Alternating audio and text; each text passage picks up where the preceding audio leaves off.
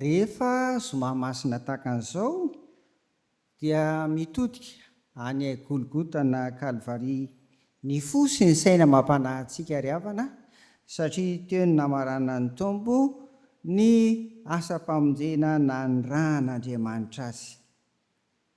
Amin'ireo teny fito voalaza ny filazantsara fanambaran'i Jesoa teo amin'ny hazo fijaliana, dia iray amin'ireo ihany no nolazain'i Matio, dia ilay toko 7:20, andininy 4:40.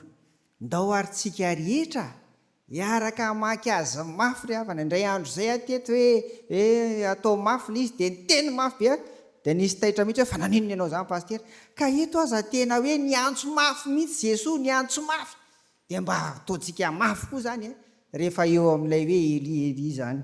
Ndao ary hiaraka mamaky izany tsika amin'ny anaran'i Jesoa. Ary noho ny tokony tamin'ny ora 7 dia niantso tamin'ny feo mahery Jesoa ka nanao hoe: izany hoe Andriamanitro, Andriamanitro, nahoana dia mahafoy ahy ianao. Amen. Io rery zany amin'ireo fito mba nitateriny Matio, dia io voalahatra, dia io no fidiana ry havana ho anay manokana ary amin'izao somamasina 5:20 izao.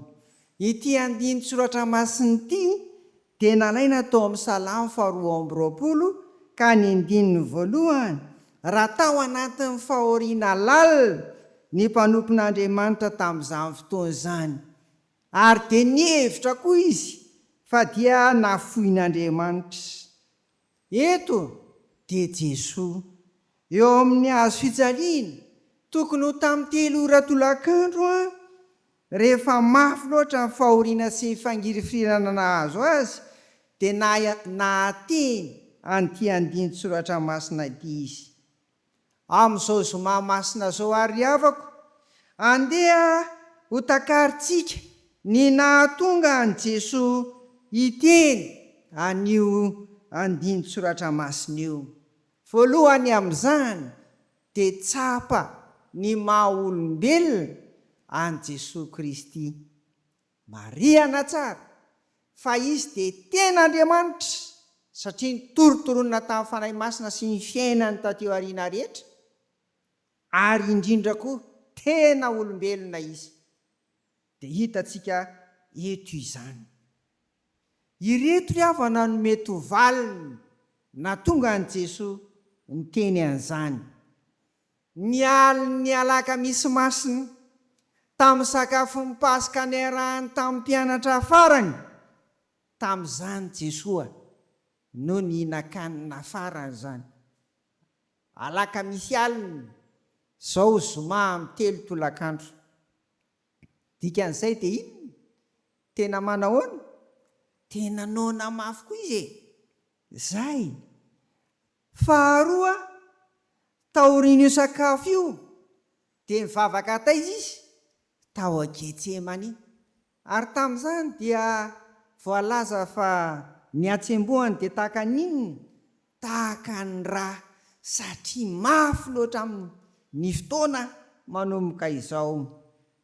Manaraka, tsy nisy fotoana nahafahan'ny tompona tory akory nialiny lakamisy ifony zoma, tsisy nahafahany niala sasatra akory, satria nosamborina izy, notsaraina teo anatrehany Sinedriona intelo, ary koa teo anatrehan'ny Pilato intelo. Vezivezy teo zany izy mandram-paharaina mazava ratsy ny andro.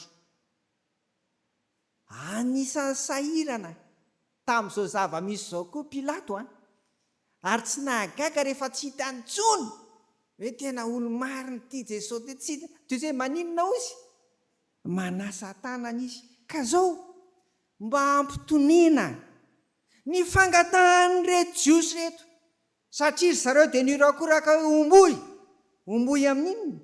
Amin'ny hazo fijaliana dia nanapa-kevitry Pilato fa hoe andao ary izy kapohiny, izany ny lalàna jiosy. Dia rehefa vita izany mety ho afaka ihany ny alahelon'ireo dia mety alefa mangingina any ny tompo.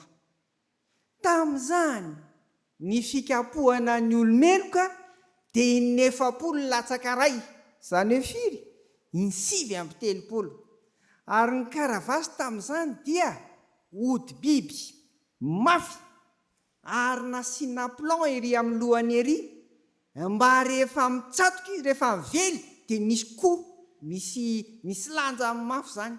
Ary ny vatan'ilay karavasy dia nasiana vakivakina taolana na koa taolan-trondro ry havana, mba ninona? Mba hivoatra mihitsy.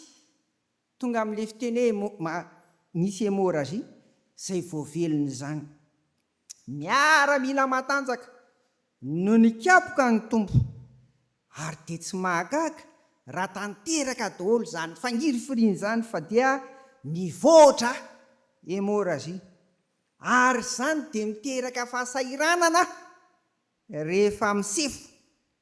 Midina ambano ny mpandinika ny tension artérielle ary mety angovotra hipararehetra mihitsy. Izay voavelony izany 7/30.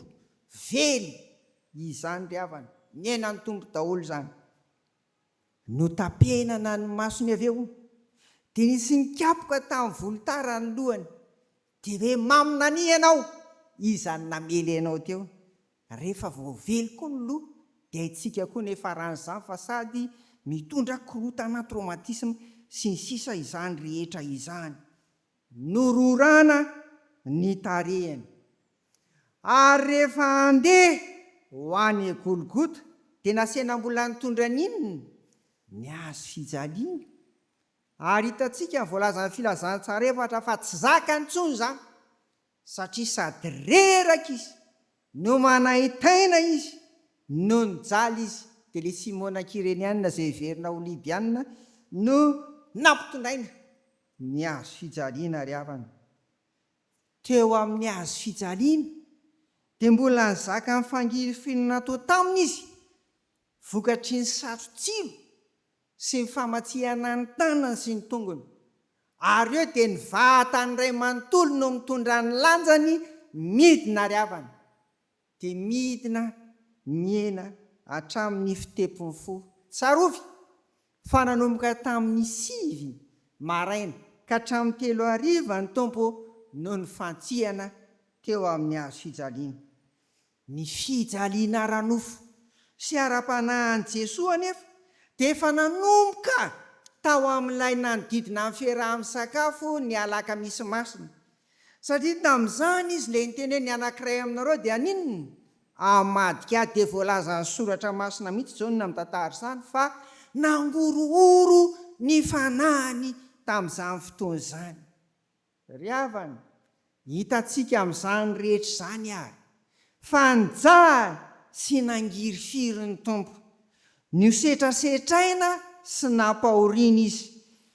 Reraka, nono, mangetaeta, manodidina ny amin'ny 3 hariva ho iaho, ko tsy nahagaga raha niantso izy Eli lama sabaktani. Inona ary no hevim-panahy? Tsoahantsika avy amin'izany ry havana. Voalohany, raha mitodika amin'i Jesoa isika dia tsy tapaka ny mifandray amin'Andriamanitra Jesoa na dia amin'ny fotoana sarotra sy mafy eo amin'ny fiainana azy. Ho antsika koa dia ninona manjo antsika dia aza mitsahatra ny mifandray amin'ny Andriamanitra Ray sy Zanaka ary Fanahy Masina. Fa fantatro ny tompo ny atao amintsika. Faharoa, raha mitodika ny amin'ny Jesoa ihany koa isika tao Getsemani dia izao hoy Jesoa tao: raiko, raha azo atao dia oka esorina amiko ity kapoaka ity, nefa aoka tsy ny sitrapoko aneny atao fa ny anao. Matio 5:7-7. Eo izy dia niteny hoe raiko. Fa eto kosa izy dia ahoana izy? Andriamanitro, nahoanany dia mahafoy ahy ianao. Inona ny dikan'izany? Fanetretena lehibe no nananan'i Jesoa, satria mitoetra ho zanaka mandrakarivisy. Manaraka, manaiky ny sitrapon'Andriamanitra izy, na dia mafy sy mangidy indrindra amin'ny aza izany. Tsy te hilahatra amin'Andriamanitra mihitsy izy. Ary izay ny hitantsika tamin'ny Hebreo 7 izay nivakiana tamintsika teo ry havana. Mahafinaritra ny nanambarana sy namakiana azy teo. Andeo nge mba jerentsika ry havana. Hebreo 5 azafady. Ny 7 sy mitoy andininy 7 dia mitoy amin'ny 9. Ny anaty dia fanotsiana 9 no makiko azy. Hebreo 5:7 dia mitoy amin'ny 9. Tamin'ny andron'ny nofony, raha nanao fivavahana sy fangatahana niaraka tamin'ny fitarainana mafy sy ranomaso be tamin'izay nahavonjy azy tamin'ny fahafatesana izy, ary noenona no ny fatahoran'Andriamanitra, dia nianatra fankatoavana tamin'izay fahoriana netiny izy, na dia zanaka azy. Io zany tena tsy pihana mihitsy hoe nianatra inona? Fankatoavana tamin'izay fahoriana netiny izy, na dia zanaka azy ry havana. Tena tsy misy olona mahay manetry tena ry havana raha tsy mianatra ao amin'i Jesosy. Na dia zanak'Andriamanitra azy. Zanak'Andriamanitra ny tompo. Fa nanaiky ny sitrapony ary nanaiky ny mahazanaka azy. Ry havako, ho antsika koa zany dia zava-dehibe ho antsika amin'izao androntsika izao ny mianatra manetry tena ao amin'ny tompo, ary koa manaiky ny sitrapony amin'ny fiainana rehetra. Zay raha mitodika eo amin'i Jesosy tsika. Fa mitodika eo amin'ireo karazan'olona efatra indray isika izao. Dia ireo karazan'olona efatra izay nahita an'izao zava-misy tantaraina amin'ny Matthieu 7:20, 5:7 ka hatramin'ny 9:20 izao. Voalohany dia rehefa niteny an'izany ny tompo, Andriamanitra nahoana dia mifoy ihany. Dia nisy tamin'ny miaramila niazakazaka ingany nanome azy vinaigitra tamin'ny sponjy mba maninona ho tsetsefin'ny tompo ny 9:20 eto. Any amin'ny filazantsara hafa dia lazaina fa vinaigitra dia nasiana afero ao anatin'izy zany, satria ireny karazany hoe mampitony ny fanaintainana sady manala, nefa tsy mahafaka etaeta akory. Fa dia tsy neken'ny tompo zany, fa tena velan'ny tompo hiatra amin'ny fangirifina tahaka an'izao ny tenany, ary dia diso zany izay mety ho vahaolana natolotry ny olona tamin'izany fotoana izany. Faharoa, 9:20, ireto ny tena tsy nahazo ny tenin'i Jesosy dia nilaza hoe aoka ho jerentsika ho avy iza Eli mba hamonjy azy ho ireto olonreto zany. Dia ireo izay nahita an'izany toe-javatra izany koa. Ry havana, izany mbola atom-pisian'ny fiangonana ary mba tsy hisian'ny diso hevitra tahaka izany, satria ao amin'ny fiangonana no hamakiana ny soratra masina, ary ao amin'ny fiangonana no hitoriana ny tenin'Andriamanitra mba azahoantsika finoana, azavaina sy ampianarina ny tenin'Andriamanitra mba tsy ho diso ny amin'izany tsy haika ho tahaka nyreto olonreto, mba nahita an'izany asa-pamonjena nataon'i Jesosy zany nefa diso hevitra, ary mbola misy ny diso hevitra hatramin'ny androntsika tahaka an'izao ry havana. Rehefa tsy mifanaraka amin'ny heviny dia tsy manaiky mihitsy izy. Izao ambarany Romanina 7:17, fa ny finoana dia avy amin'inona? Avy amin'ny toriteny, ary ny toriteny dia avy amin'inona? Avy amin'ny tenin'ny Kristy tongava miangona ry havana. Fa sady andrenesantsika ny toriteny tsy hadiso hevitra zany, ary indrindra ananantsika finoana. Manaraka ny karazan'olona eto ihany koa dia hitantsika ireo miaramila miambina izay voalaza eto. Rehefa nahita an'ilay kotroka sy ny aizina sy ny sisa, satria tamin'ny 12 taona dia maizina hatramin'ny 3, dia izao natahotra, ary dia iny fanekem-pinoana voalohany teo amin'ny hazo fijaliana, le nambara ny miaramila nanao hoe marina tokoa fa inona? Zanak'Andriamanitra io lehilahy io, irariana ho antsika rehetra zany irariana mba hitombo finoana tahaka an'izany isika ka sahanambara foana ko hoe tena zanak'Andriamanitra marina Jesosy Kristy. Ry havana, ny karazan'olona faefatra dia ireo vehivavy tsy nahafoy, tsy nahasaraka ny tompo amin'ny 5:50 ka hatramin'ny 6:50 voalaza eo mihitsy ny anarany.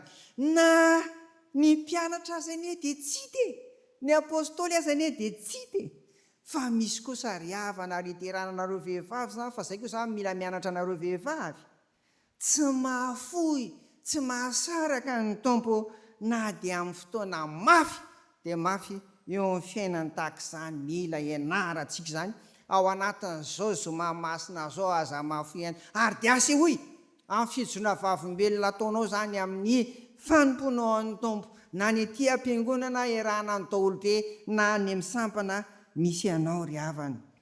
Inona moa ny dikan'ny aizina tamin'ny 12 ka hatramin'ny 3 ka nitenenan'i Jesosy an'ity antsoantsonyity ry havana dia mariky ny fahatezeran'Andriamanitra.